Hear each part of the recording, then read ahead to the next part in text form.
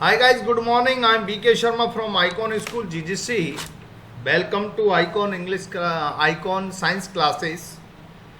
Class 8th, lesson 5th, coal and petroleum. Coal and petroleum, कोयला और petroleum से संबंधित पदार्थ. We use various materials for our basic needs. हम use करते हैं कई प्रकार के मटेरियल्स का, पदार्थों का, फॉर आवर बेसिक नीड्स, हमारी मूलभूत आवश्यकताओं के लिए. Some of them are found in nature, उनमें से कुछ प्रकृति में पाए जाते हैं. And some have been made by human efforts, और कुछ को मानवीय प्रयासों के द्वारा बनाया जाता है. Activity 5.1, make a list of various materials used by us in daily life and classify them as natural और मैन मेड. एक लिस्ट बनाइए उन मटेरियल्स की, उन सामग्री की, उन पदार्थों की जिन्हें आप अपने डेली लाइफ में यूज करते हैं. फिर क्लासिफाई देम, उनका वर्गीकृत कीजिए. नेचुरल प्राकृतिक कौन सी है, एंड मैन मेड और आदमी के द्वारा बनी हुई कौन सी है. प्राकृतिक कौन कौन सी चीजें हैं और मैन मेड कौन सी है. Does this list include air, water, soil and minerals. क्या इस लिस्ट में एयर है, वाटर है, सॉइल है एंड मिनरल्स है क्या. डज दिस लिस्ट इंक्लूड, क्या इस लिस्ट में शामिल है क्या एयर, हवा, वाटर, पानी, सॉइल, मिट्टी एंड मिनरल्स, ये शामिल है क्या.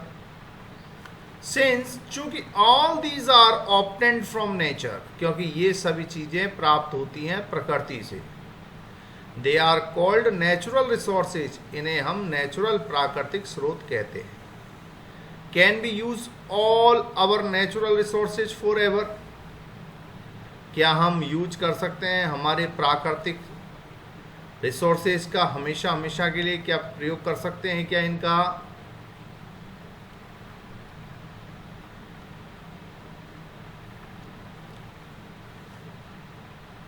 Can air, water and soil be exhausted by human activities, क्या हवा, पानी, मिट्टी एग्जॉस्टेड, खत्म हो सकती है बाय ह्यूमन एक्टिविटीज से, मानवीय गतिविधियों से. You have already studied about water in class 7th, तुमने पहले से ही अध्ययन किया है पानी के बारे में क्लास 7th में. Is water a limitless resource, क्या वाटर लिमिटलेस रिसोर्स है क्या. यानी कि लिमिटलेस यानी असीमित, असीम, यानी कि जो कभी खत्म ही नहीं हो. लिमिटलेस, क्या पानी असीम स्रोत है. In the light of the availability of various resources in nature, natural resources can be broadly classified in 2 kinds. In the light of availability, उपलब्धता के प्रकाश में, ऑफ वेरियस रिसोर्सेज, कई प्रकार के जो स्रोत हैं इन नेचर, प्रकृति में, नेचुरल रिसोर्सेज, इन प्राकृतिक स्रोतों को कैन बी ब्रॉडली क्लासिफाइड, इनको विस्तृत रूप में वर्गीकृत किया जा सकता है इनटू 2 kinds, 2 प्रकारों. नंबर 1, इन एग्जॉस्टिबल नेचुरल रिसोर्सेज.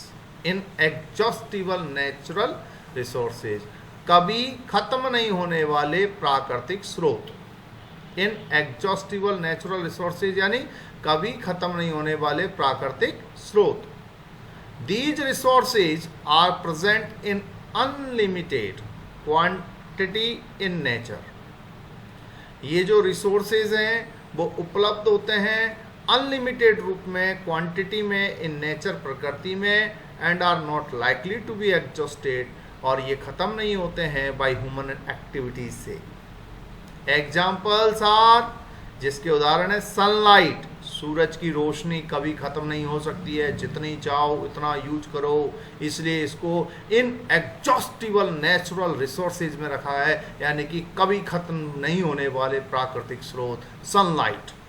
एक एयर, हवा कभी खत्म नहीं होगी, जितनी चाहे उतनी लो.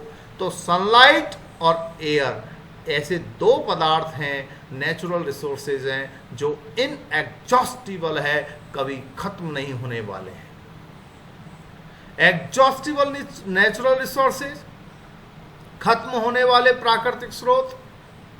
The amount of these resources in nature is limited. जो अमाउंट है, मात्रा है, क्वांटिटी है ऑफ दीज रिसोर्सेज की इन नेचर इज लिमिटेड, वो लिमिटेड है, सीमित है, इसलिए इनको एग्जॉस्टिबल नेचुरल रिसोर्सेज कहा गया है, यानी कि खत्म होने वाले प्राकृतिक स्रोत जो खत्म हो जाएंगे, natural resources. Exhaustible natural resources जो प्राकृतिक प्रकृति में जल्दी से जल्दी खत्म हो जाएंगे। They can be exhausted by human activities, उन्हें वे खत्म हो सकते हैं बाई ह्यूमन एक्टिविटीज से, मानवीय गतिविधियों से, मानवीय क्रियाओं से वो खत्म हो सकते हैं। Examples of these resources are forest. इन रिसोर्सेज के जो उदाहरण हैं वो हैं जंगल, वाइल्ड लाइफ, वन्य जंगली जानवर, वनस्पति, मिनरल्स, खनिज पदार्थ, कोल, कोयला, पेट्रोलियम, पेट्रोल से संबंधित उत्पाद, नेचुरल गैस, ईटीसी, ये सब खत्म होंगे एक दिन, इसलिए इनको एग्जॉस्टिबल नेचुरल रिसोर्सेज कहा गया है। क्या क्या? फॉरेस्ट, वाइल्ड लाइफ, मिनरल्स, कोल, पेट्रोलियम, नेचुरल गैस, ये सब खत्म होंगे, इसलिए इनको एग्जॉस्टिबल नेचुरल रिसोर्सेज कहा गया, खत्म होने वाले। और जो कभी जिंदगी में ही खत्म नहीं होंगे, इनएग्जॉस्टिबल नेचुरल रिसोर्सेज हैं, वो है सनलाइट और air. Activity 5.2, it is a group of activity. एक ग्रुप एक्टिविटी है, टेक सम कंटेनर। कंटेनर कोई जैसे जार वगैरह ले लो शीशे का, फिल देम विथ पॉपकॉर्न, उनमें एक में पॉपकॉर्न भर दो, एक में पीनट्स मूंगफली वगैरह भर दो, रोस्टेड ग्रेम एक में भुने हुए चने भर दो, टॉफीज एक में टॉफी भर दो। Divide student into group of 7 each, और स्टूडेंट को एक साथ साथ बच्चों के ग्रुप में बांट दो। Further divide each group into 3 groups in sub groups, further divide each group into 3 sub groups, फिर आगे चल करके प्रत्येक ग्रुप को सब ग्रुप में बांट दो, उनके उप ग्रुपों में बांट दो। कंटेनिंग 1, 2 एंड 4 स्टूडेंट, जे इसमें एक, किसी में एक, इसमें 2 और इसमें 4, किसी में तो 1 बच्चा हो, दूसरे में 2 बच्चा हो और अन्य में 4 बच्चे हो। लेवल them as first, second and third generation respectively, और उनमें लेवल नाम लिख दीजिए first, second and third generation का रेस्पेक्टिवली क्रम से। अब आइए, these sub groups represent the consumers. ये जो सब ग्रुप्स होते हैं रिप्रेजेंट करते हैं, प्रतिनिधित्व करते हैं द कंज्यूमर्स का, उपभोक्ताओं का। As population is growing, second and third generation have large number of consumers. जैसे ही जनसंख्या बढ़ रही है, second and third generation have large number of consumer, इसमें लार्ज नंबर है, उपभोक्ताओं की संख्या बहुत बड़ी है। Put 1 full container for each group on a table, put यानी रख दीजिए, 1 फुल कंटेनर रख दीजिए फॉर ईच ग्रुप के लिए, ऑन ए टेबल, एक टेबल पे रख दीजिए। Ask consumers of the first generation from each group to consume eatable from the container of their group। अब आप आस्क कहिए consumers of the first generation के उपभोक्ताओं से कहिए, फ्रॉम ईच ग्रुप के वो प्रत्येक ग्रुप से टू कंज्यूम करे ईटेबल्स को, उपभोग करे, खाए उन खाद्य चीज़ों को, फ्रॉम द कंटेनर से ऑफ देयर ग्रुप, अपने ग्रुप की। Now ask the second generation consumers from each group to do the same। अब आप कहिए सेकेंड जनरेशन के कंज्यूमरों से, उपभोक्ताओं से, कि वो ईच ग्रुप को वही काम करें। Ask student to observe carefully the ability of eatables in each container, और विद्यार्थियों से देखिए कि वो ऑब्जर्व करे, निरीक्षण करे सावधानी से द एबिलिटी उपलब्धता को ऑफ ईटेबल्स उन खाद्यान्न की उपलब्धता को इन ईच कंटेनर प्रत्येक डिब्बे में। If something is left in the containers, यदि कुछ बचा रहता है कंटेनर में, आस्क थर्ड जनरेशन, तो तीसरी पीढ़ी से पूछिए from each group to consume it, कि वे इसको कंज्यूम करे, इसको उपभोग करे, इसको खाए। नाउ फाइनली ऑब्जर्व, अब अंत में बिल्कुल देखिए, निरीक्षण कीजिए, whether all the consumers of the third generation got the eatables or not. अब आप फाइनली ऑब्जर्व कीजिए, वेदर ऑल द कंज्यूमर्स के जितने भी उपभोक्ता हैं थर्ड जनरेशन के, वो गॉट द ईटेबल, उनको ईटेबल उन खाने की चीज़ें मिलती हैं या नहीं मिलती हैं। आल्सो ऑब्जर्व, ये भी देखिए, if anything is still left, यदि कोई चीज़ बच जाती है in any of the container में बच जाती है। Also observe if anything is still left in any of the container में अगर कोई चीज़ बचती है तो उसको भी देखिए। Assume that the eatables in the container represent the total availability of the exhaustible natural resources like coal, petroleum, or natural gas. Each group may have a different consumption pattern. Assume, ASSUME, मान लो, suppose that the eatables in the container, कि जो eatables है खाद्य पदार्थ की चीज़ें हैं हर container में रिप्रेजेंट करती है द टोटल एबिलिटी को बताती है ऑफ एन एग्जॉस्टिबल, खत्म होने वाले नेचुरल रिसोर्स को, लाइक कोल, कोयला, पेट्रोलियम और नेचुरल गैस को बताती है। ईच ग्रुप में have a different consumption pattern, प्रत्येक ग्रुप में डिफरेंट कंजप्शन पैटर्न मिलता है। डिफरेंट यानी भिन्न भिन्न उपभोग का पैटर्न मिलता है, तरीका मिलता है। Are the earlier generation of any group are too greedy, क्या जो पहले की जो पीढ़ियां हैं पहले ग्रुप की वो ज़्यादा लालची थी, ग्रेडी। इट मे बी, ऐसा हो सकता है, दैट द अर्लियर जनरेशन की प्रारंभिक जो जनरेशन है पीढ़ियां हैं इन सम ग्रुप में वर कंसर्न, चिंतित हो अबाउट द कमिंग जनरेशन, आने वाली पीढ़ियों के बारे में, and left something for them, और कुछ उनके लिए छोड़ के गई हो। In this chapter we will learn about some exhaustible natural resources like coal, petroleum and natural gas. इस चैप्टर में वी विल लर्न, हम सीखेंगे about some exhaustible natural resources के बारे में, खत्म होने वाले प्राकृतिक स्रोत के बारे में, लाइक कोल, कोयला, पेट्रोलियम एंड नेचुरल गैस के बारे में हम पढ़ेंगे। दीज वर फॉर्म्ड, इनको बनाया गया है from the dead remains of living organism, इन जीवित जो जीव हैं उनसे, फॉसिल से, जीवाश्म से। So these are all known as fossil fuel, इसलिए इन सभी को हम फॉसिल फ्यूल के नाम से जानते हैं। So these are all known as fossil fuel, इसलिए ये सभी फॉसिल फ्यूल के नाम से जाने जाते हैं।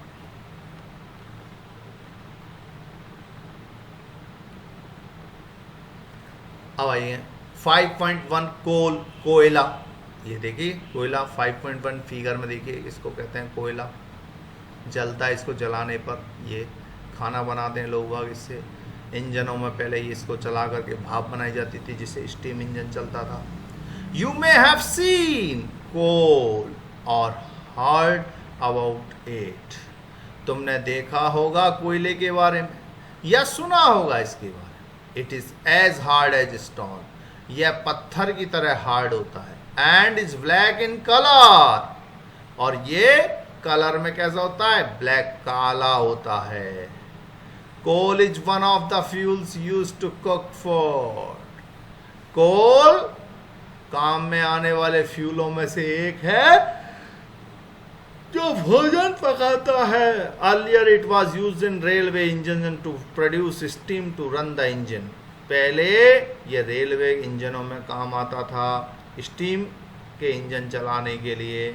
It is also used in thermal power plants to produce electricity. इसका प्रयोग थर्मल पावर प्लांट्स में भी किया जाता है। इलेक्ट्रिसिटी का प्रोड्यूस करने के लिए, इलेक्ट्रिसिटी का उत्पादन करने के लिए coal is also use as a fuel in various industries, और कोल का कई इंडस्ट्रीज में ईंधन के रूप में भी यूज होता है। स्टोरी ऑफ कोल, कोल की कहानी। Where do we get coal from and how is it form? Where do we get coal from and how is it form? Where यानी कहाँ से, डू वी गेट कोल हम कोयला प्राप्त करते हैं, and how is it form और ये कैसे बनता है।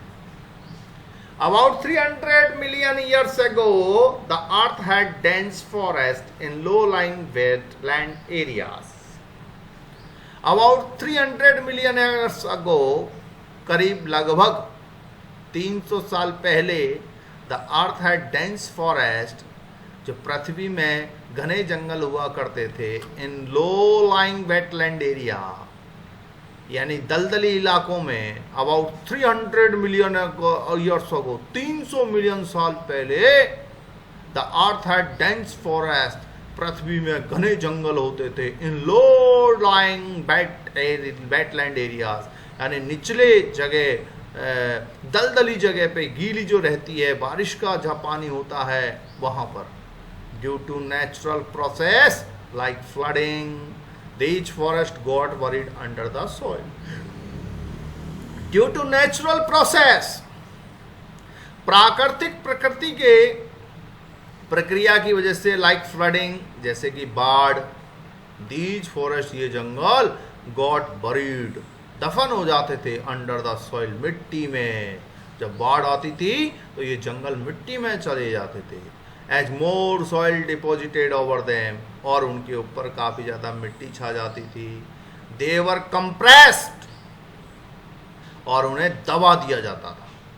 The temperature also rose as they sank deeper and deeper, जितना वो नीचे और नीचे जाती, द टेम्परेचर, उसका तापमान बढ़ता जाता। Under high pressure, high temperature, dead plants got slowly converted to coal.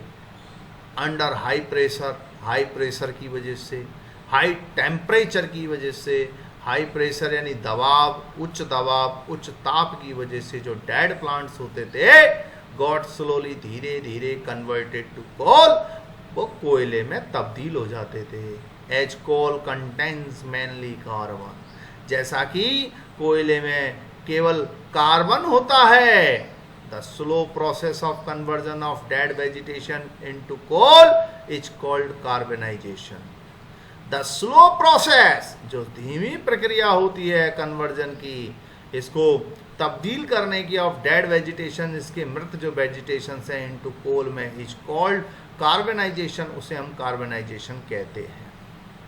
Since it was formed from the remains of the vegetation, चूंकि इट वॉज फॉर्म्ड, इसको बनाया गया, from the remains of vegetation, वनस्पति से। Coal is also called a fossil fuel, कोयले को भी fossil fuel कहा जाता है, जीवाश्म का ईंधन। A coal mine is shown in figure 5.2, a coal mine को दिखाया गया है फिगर 5.2 में। ए कोल माइन, ये है आपके कोयले की खान, एक कोल माइन, इसको बोलते हैं कोयले की माइन। अब आइए आप, when heated in air, coal burns and produce mainly carbon dioxide gas, जब एयर में इसको गर्म किया जाता है, कोयला जलता है और produces mainly carbon dioxide gas, और ये पैदा करता है carbon dioxide gas. Coal is processed in industry to get some useful products such as coke, coal, tar and coal gas. कोल का प्रोसेस्ड इन इंडस्ट्री, इंडस्ट्री में इसका प्रौद्योगिकरण होता है, to get some useful products, और इससे कुछ यूजफुल प्रोडक्ट्स मिलते हैं, जैसे कि कोक मिलता है, कोयला मिलता है, तार मिलता है, कोल तार मिलता है और कोल गैस मिलती है। अब लेते हैं हम सबसे पहले कोक। इट इज टफ, यह बहुत ही टफ होता है। टफ का मतलब जानते हैं आप, इट इज टफ, यह टफ यानी कठोर, यह बहुत ही टफ होता है, कठोर होता है। पोरस, पोरस यानी मतलब बोलते हैं झरझरा, छोटे छोटे छिद्र होते हैं इसमें, छिद्र। एंड ब्लैक सब्सटेंस, और काले रंग का होता है। It is an almost pure form of carbon, यह कार्बन का पूर्ण शुद्ध रूप होता है। Coke is use in the manufacture of steel and in the extraction of many metals. Coke का यूज होता है स्टील के निर्माण में और in the extraction of many metals. Extraction यानी निष्कासन ऑफ मेनी मेटल्स, कई मेटल्स के निष्कासन में भी इसका यूज होता है। कोलतार, कोलतार, ये कोलतार होता है। इट इज ए ब्लैक, ये काला होता है। थिक लिक्विड, गाढ़ा होता है। विथ एन अनप्लीजेंट स्मेल, और इसकी जो खुशबू होती है वो कैसी होती है? अनप्लीजेंट, गंदी होती है। It is a mixture of, और ये मिक्सचर होता है किसका?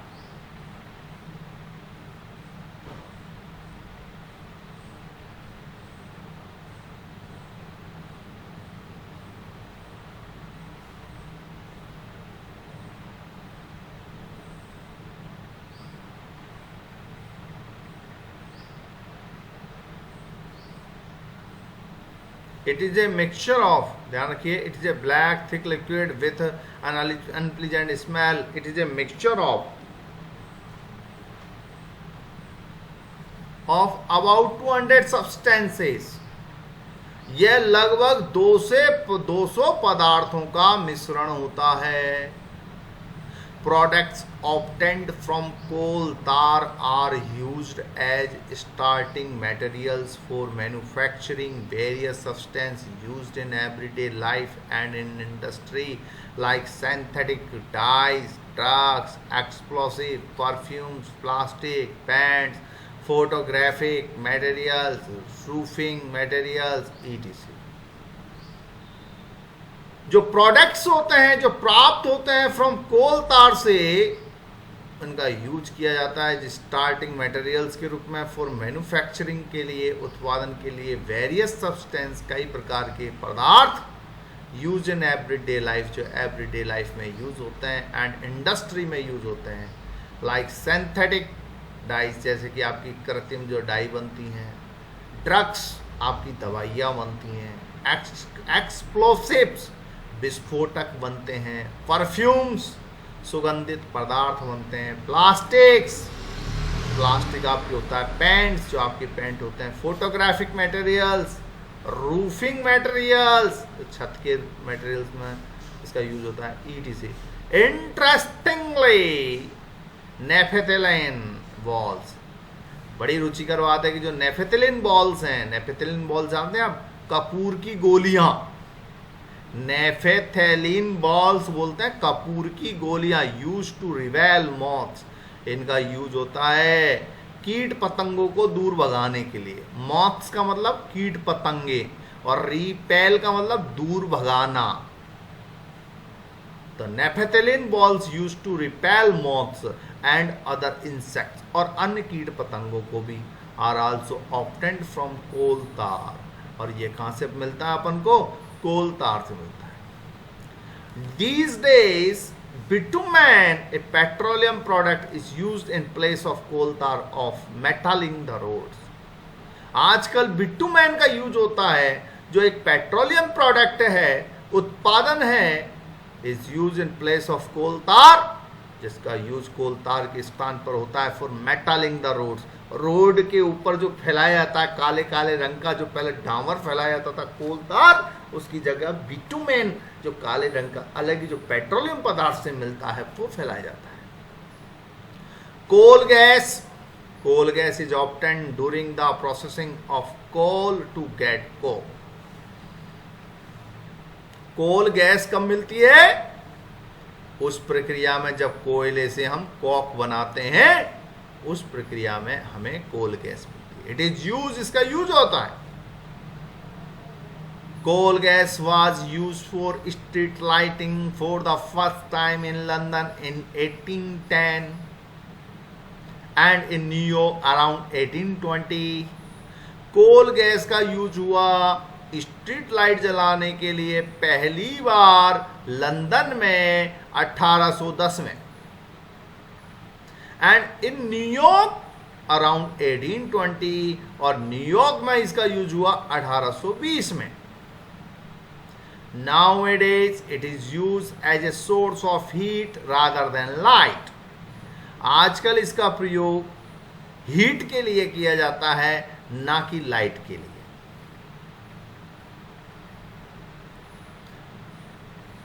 As a fuel in many industries situated near the coal processing plant. As a fuel इसका यूज होता है फ्यूल के रूप में, ईंधन के रूप में. इन मैनी इंडस्ट्रीज, काफी सारे इंडस्ट्रीज में उसका, उद्योगों में इसका यूज होता है. सिचुएटेड जो स्थित होते हैं near the coal processing plants, जो स्थित होते हैं कोल प्रोसेसिंग प्लांट्स के पास.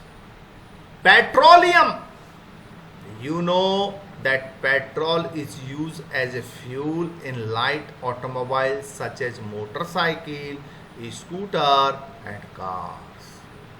यू नो दैट, आप जानते हैं कि पेट्रोल इज यूज्ड, पेट्रोल का यूज होता है एज ए फ्यूल, फ्यूल के रूप में इन द लाइट, रोशनी के ऑटोमोबाइल्स में, सच एज मोटरसाइकिल, स्कूटर और कार के रूप में. Heavy motor vehicles like trucks and tractors run on diesel. जो हैवी मोटर व्हीकल्स होते हैं जैसे कि ट्रक होते हैं, ट्रैक्टर्स होते हैं, जो डीजल पे चलते हैं.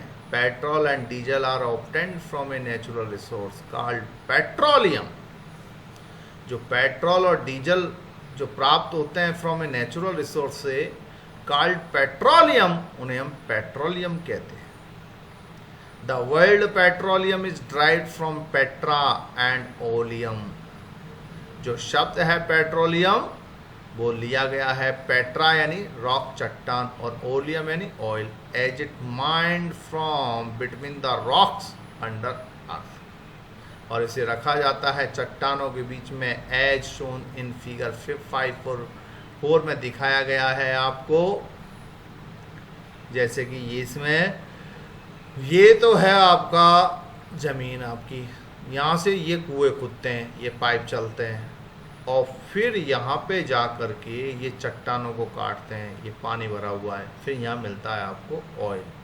ये पहले तो मिलती है आपको गैस, फिर ये मिलता है आपको ऑयल, और फिर ऑयल के नीचे ये मिलता है आपको वाटर, फिर ये चट्टान आ जाती है रिजर्व रॉक. ये तो है गैस, ये ऑयल, ये वाटर, और ये इम्प्रीवियस रॉक है starting. Do you know how petroleum is form? क्या आप जानते हैं पेट्रोल कैसे बनता है? Petroleum was formed from organisms living in the sea. Petroleum बनता है उन जीवों से, ऑर्गेनिज्म से, लिविंग इन द सी, जो समुद्र में रहते हैं.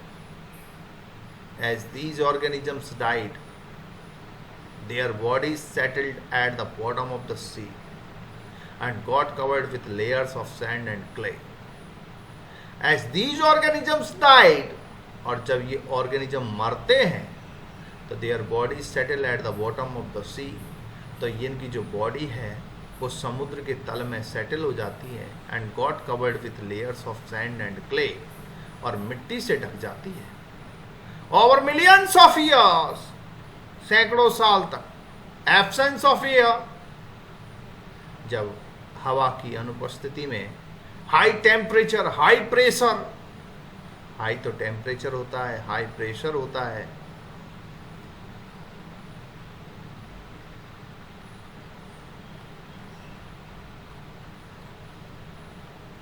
Transform the dead organism into petroleum and natural gas. ये तब्दील हो जाती हैं, ये डेड ऑर्गेनिज्म तब्दील हो जाते हैं पेट्रोलियम में और नेचुरल गैस में. लुक एट फिगर 5.4 में देखिए, it shows the deposit of petroleum and natural gas. ये दिखाता है आपको पेट्रोलियम और नेचुरल गैस कहाँ कहाँ जमा हो रही है, ये दिखाता है। You see that the layer containing petroleum oil and gas is above that of water. आप देखते हैं कि जो लेयर है, परत है कंटेनिंग पेट्रोलियम ऑयल और गैस है, इसमें is above that of water, वो पानी से ऊपर है। व्हाई इज इट सो, ऐसा क्यों? Recall that oil and gas are lighter than water and don't mix with it। आपको याद होगा कि ऑयल और गैस पानी से हल्के होते हैं, वे इसमें मिलते नहीं हैं, वे उसके ऊपर बने रहते हैं। तो आप कितना ही पानी डाल दीजिए, ये पानी के ऊपर आ जाते हैं। The world's first oil well was drilled in Pennsylvania in USA in 1859। दुनिया का पहला ऑयल वेल, ऑयल का कुआं, तेल का कुआं खोदा गया पेनिसिल्वेनिया में, यूएसए के पेनिसिल्वेनिया में 1859 में। 8 years later in 1867 oil was struck at Makam in Assam। और 8 साल बाद 1867 में ऑयल को खोजा गया मक्कुम, आसाम में। In India oil is found in Assam, Gujarat, Mumbai, high and in the river basins of Godavari और कृष्णा, और कृष्णा और गोदावरी के इनके तलहटी में, बेसिन्स में मिलता है। कहाँ कहाँ मिलता है इंडिया में? आसाम में तेल मिलेगा, गुजरात में मिलेगा, मुंबई में मिलेगा आपको, और गोदावरी और कृष्णा नदी के तलहटी में मिलेगा। रिफाइनिंग ऑफ पेट्रोलियम, पेट्रोलियम को रिफाइन करना, शुद्धिकरण करना, रिफाइनिंग संशोधन करना उसका। Petroleum is a dark oily liquid. Petroleum एक काला तेलीय द्रव्य पदार्थ होता है। It has an unpleasant order, यह रखता है एक अनप्लीजेंट, असुहावनी यानी कि अच्छी न लगने वाली, गंदी, ऑर्डर, गंध, सुगंध कहते हैं ना, गंध। कैसी गंध है इसकी? अनप्लीजेंट। और अच्छी गंध होती है तो प्लीजेंट। ऑडर, ऑडर का मतलब ये गंध, smell. It is a mixture of various constituents such as petroleum, gas, petrol, diesel, lubricant oil, paraffin wax, etc. It is a mixture, यह मिश्रण है। Various constituents, कई तत्वों का, घटकों का, constituents बोलते हैं घटक, तत्व। Such as petroleum, इसमें क्या क्या होता है? पेट्रोलियम होता है, गैस होती है, पेट्रोल होता है, डीजल होता है, लुब्रिकेंट ऑयल, चिकनाई वाला तेल, पैराफिन वैक्स, पैराफिन मोम, ईटीसी, ये इतने सारे आइटम होते हैं उसमें। Petrol, gas, petrol, diesel, lubricant oil, paraffin wax. The process of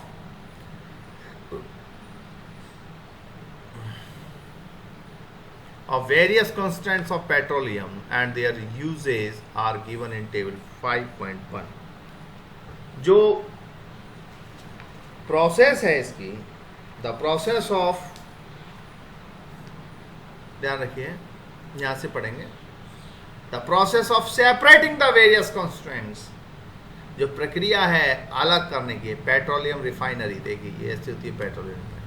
the process of separating, अलग करना, द वेरियस कॉन्स्टेंट्स, प्रत्येक अनेक प्रकार के पदार्थों को अलग अलग करना फ्रैक्शंस में। Petrol is known as refining, उसे हम रिफाइनिंग के नाम से जानते हैं। It is carried out in a petroleum refinery, और इसे पेट्रोलियम रिफाइनरी में इसको लाया जाता है।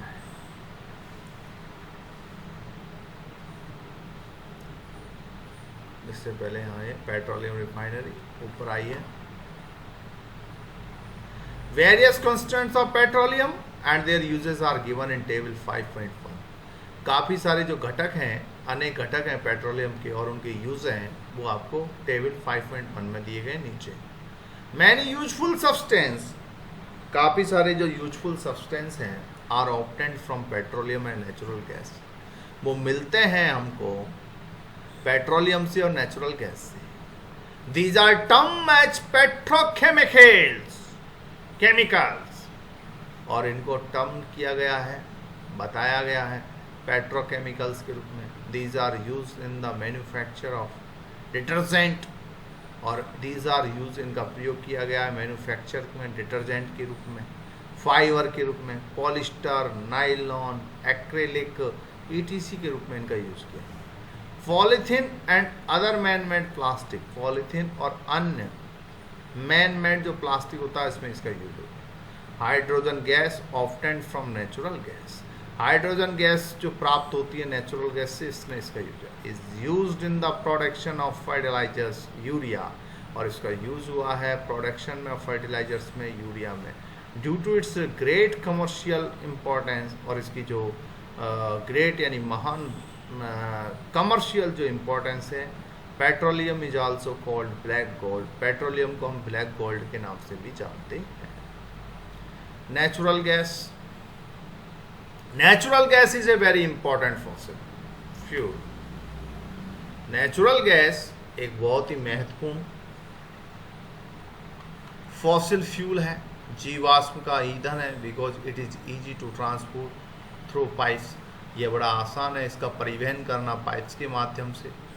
Natural gas is stored under light pressure as compressed natural gas, natural gas को स्टोर किया जा सकता है अंडर लाइट प्रेशर में, हल्के प्रेशर में, as compressed natural gas CNG के रूप में। CNG is use for power generation, और CNG का यूज होता है पावर जनरेशन में, विद्युत उत्पादन में। It is now being use, अब इसका यूज होता है, हो रहा है। Various constituents of petroleum and their uses, पेट्रोलियम के कई घटक, तत्व और उनके use. Constituents of petroleum, petroleum के कौन कौन से घटक हैं और उनके यूज क्या है। Petroleum gas in liquid form, LPG, LPG liquid form, liquid petroleum gas, petroleum gas in liquid form, इसको बोलते हैं LPG। यूज क्या है इसका, fuel for home and industry, ईंधन के रूप में काम आता है घर पर और इंडस्ट्री में। पेट्रोल, इसका यूज क्या है, मोटर फ्यूल है, सभी वाहनों में यूज होता है। एविएशन फ्यूल है, एविएशन फ्यूल कहते हैं विमान का ईंधन जो हवाई जहाज में यूज होता है। सॉल्वेंट फॉर ड्राई क्लीनिंग है, सॉल्वेंट यानी घुलने वाला, ड्राई क्लीनिंग जो होता है ना, ड्राई क्लीन करने वाला, उसमें सॉल्वेंट यूज में होता है। केरोसिन अगला घटक, पहला घटक तो क्या है LPG, दूसरा है पेट्रोल, तीसरा है kerosene. Fuel for stove, stove वगैरह में काम आने वाला ईंधन है। लैंप में काम आता है, लैंप रोशनी करने के लिए। एंड फॉर जेट एयरक्राफ्ट, और जेट एयरक्राफ्ट में भी हम केरोसिन का प्रयोग करते हैं। डीजल, इसका यूज क्या है, fuel for heavy motor vehicles में इसका यूज होता है। इलेक्ट्रिक जनरेटर्स में भी इसका यूज होता है, इलेक्ट्रिक जो जनरेटर होता है उसमें डीजल डलता है। लुब्रिकेंट ऑयल, लुब्रिकेंट ऑयल चिकनाई वाला तेल, इससे लुब्रिकेशंस बनते हैं, चिकनाई की पदार्थ। पैराफिन वैक्स, मोम, जिससे ऑइंटमेंट मल्लम बनता है। कैंडल, मोमबत्तियां बनती है। वैसलिन, वैसलिन वगैरह ये पैराफिन वैक्स से निकलती हैं सब। बिटुमेन, बिटुमेन, बिटुमेन क्या होता है, ये भी डामर जैसा होता है। डामर जैसे पहले डामर होता है ना, कोलतार, वैसे ही बिटुमेन होता है। पेंट्स और रोड सरफेसिंग, रोड की सरफेस बनाने के काम में आता है। अब आते हैं next, as a fuel for transport vehicle because it is less polluted. Petroleum आपका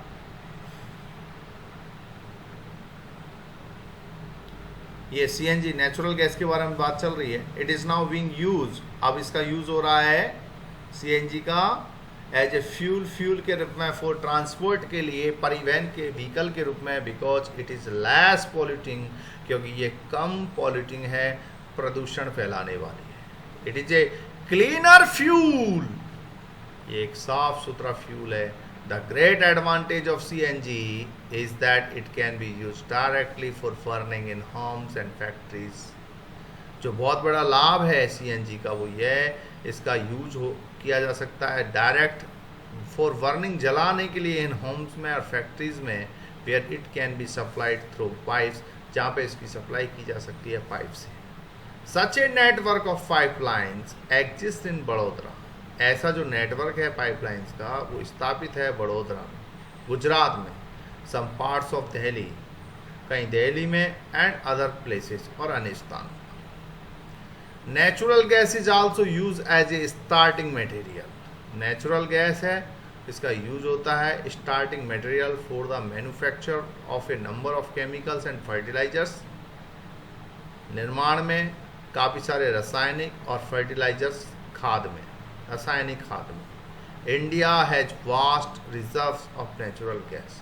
इंडिया रखता है, विशाल रिजर्व रखता है नेचुरल गैस का. इन आवर कंट्री, हमारे देश में, natural gas has been found, natural gas मिलता है in Tripura, Rajasthan, Maharashtra and in Krishna Godavari delta. Krishna Godavari मुहाने पर हमको ये देखने को मिलता है. Can coal, petroleum and natural gas be prepared in laboratory from dead organism.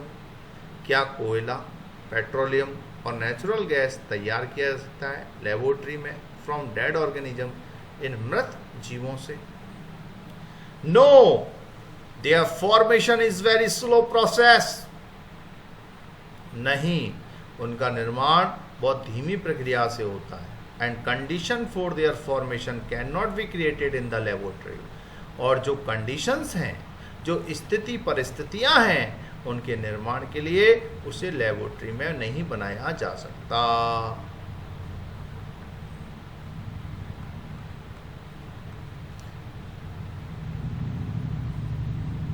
Some natural resources are limited.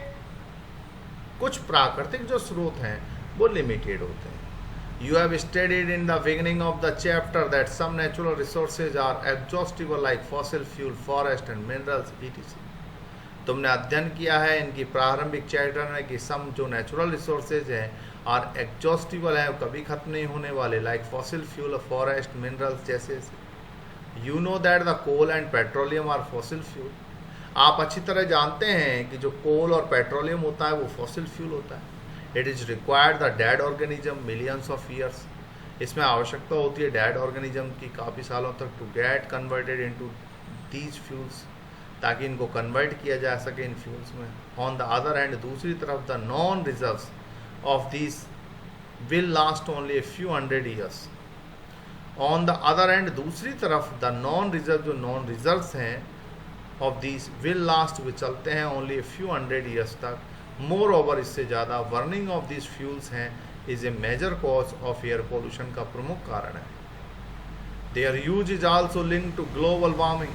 जो उनका यूज़ है वो जुड़ा होता है ग्लोबल वार्मिंग से. It is therefore necessary that we use these fuels only when absolutely necessary. It is therefore, ऐसा इसलिए आवश्यक है, that we use these fuels, जब हम इन फ्यूल्स का यूज करते हैं, ओनली व्हेन एब्सोल्युटली नेसेसरी, जब पूरी तरह आवश्यक हो. This will result in better environment. और इसका जो रिजल्ट होता है वो बेटर एनवायरनमेंट में होता है. Smaller risk of global warming. यह ग्लोबल वार्मिंग की स्मॉलर बहुत रिस्क होती है. And their ability for a longer period of time. और उनकी उपलब्धता, एक लंबे समय तक वो बने रहेंगे या नहीं रहेंगे, ये अपन कह नहीं सकते. In India, the petroleum conservation research association, PCRA, Bharat में petroleum conservation research association advises people, लोगों को बताती है how to save petrol diesel while driving, कि ड्राइविंग करते समय पेट्रोल डीजल कैसे बचाएं. देयर टिप्स आर, वो टिप्स ये हैं: drive at a constant and moderate speed as far as possible. जब आप गाड़ी चलाएं तो एक स्थिर और एक मध्यम स्पीड पर गाड़ी चलाएं. Switch off the engine and traffic lights और a place where you have to wait. और अपने इंजन को बंद कर दें ट्रैफिक लाइट्स पर और उस स्थान पर जहां आपको कहीं कोई इंतजार करना पड़े किसी का. Ensure correct tyre pressure. और सुनिश्चित करें कि आपके टायर में बराबर सही हवा है या नहीं है। Ensure regular maintenance of the vehicle, और अपने व्हीकल का नियमित रूप से मेंटेनेंस करें, जांच पड़ताल करते रहें।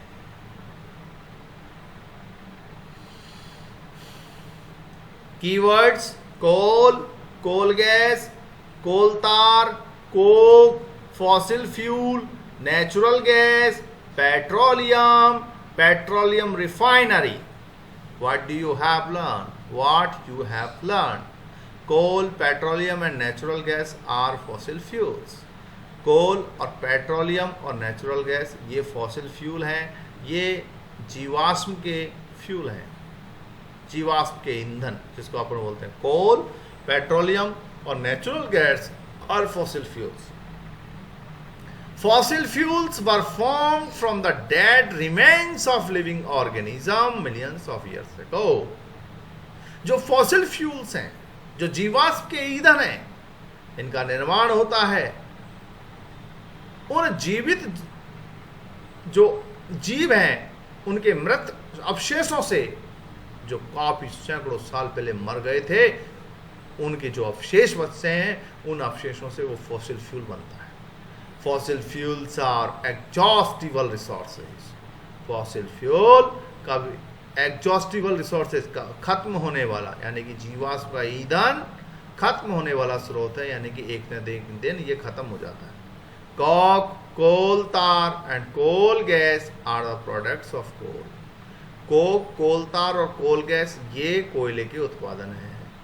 Petroleum gas, petroleum, petrol, diesel, kerosene, paraffin wax, lubricant oil are obtained by refining petroleum. ये पेट्रोलियम को रिफाइन करके, शुद्धिकरण करके निकाले जाते हैं। Coal and petroleum resources are limited. Coal और पेट्रोलियम जो रिसोर्सेज होते हैं वो सीमित होते हैं। We should use them judiciously. हमें उनका यूज करना चाहिए अपने विवेक से, उनका जुडिशियसली यानी अपने विवेकपूर्ण तरीके से उनका यूज करना चाहिए। मतलब अपन को अनाधुन उनका यूज नहीं करना चाहिए, अपने विवेक से उनका यूज करना चाहिए। एक्सरसाइज गाइस, मैं पहले भी बता चुका हूं कि आप एक्सरसाइज इन क्वेश्चनों के लिए आप एक्सेलेंट का रिफ्रेशर जो नया वाला आया हुआ है, नया खरीदें। आपका एक्सेलेंट का रिफ्रेशर, उसमें सभी क्वेश्चन दिए गए। इन क्वेश्चनों के अलावा भी और इम्पोर्टेंट क्वेश्चन दिए गए हैं और बहुत ही अच्छी लैंग्वेज में उनको राइट किया गया है।